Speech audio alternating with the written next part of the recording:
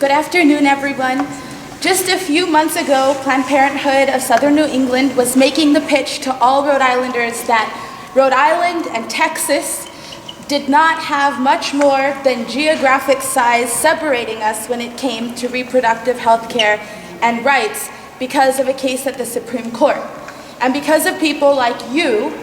we were able to come together as a country to say that reproductive health rights and access needed to be protected and needed to have access in order to be protected.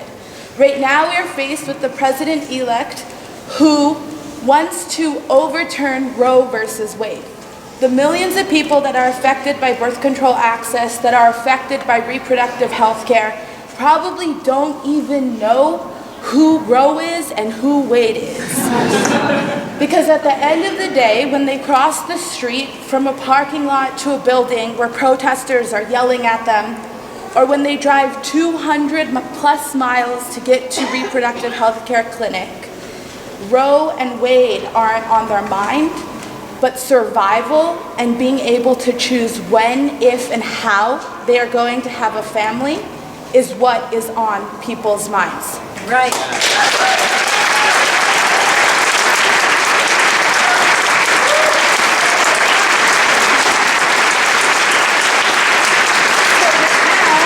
Not a political decision.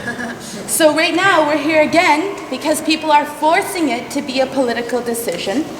and we have to stand as the smallest geographic state in the United States with our entire country in demanding that we not only deserve reproductive health rights and access, but we must protect it, and we must make sure that Rhode Island fights to make sure that birth control is covered by our state health insurance, and that we put into Rhode Island law that the right to access and have an abortion is protected and is our law regardless of who President Trump decides to put on that Supreme Court or what he tries to do with that law.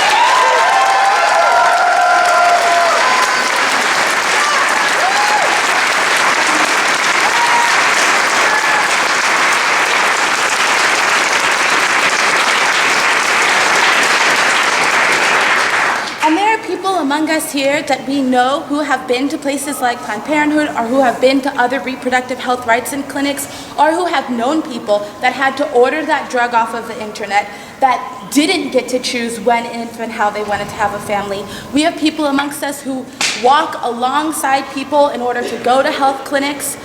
amidst protesters, and there's always this idea that you can't trust the numbers when it comes to this one. Because rates of people having birth control or rates of people having abortions might go up and down, that doesn't tell us what's happening in communities where there are no numbers to tell us what's really going on, which is why we need to do as much as we can in order to protect that road that we can walk with people alongside.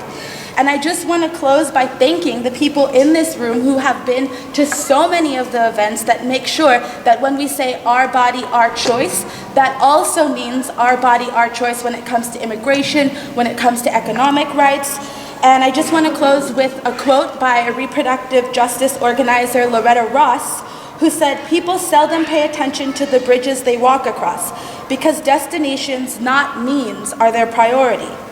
We need to decide about how we're going to make sure we have the means in order to determine what that bridge looks like. We are not going to beg for access to walk across that bridge. We are going to build that bridge ourselves. Thank you.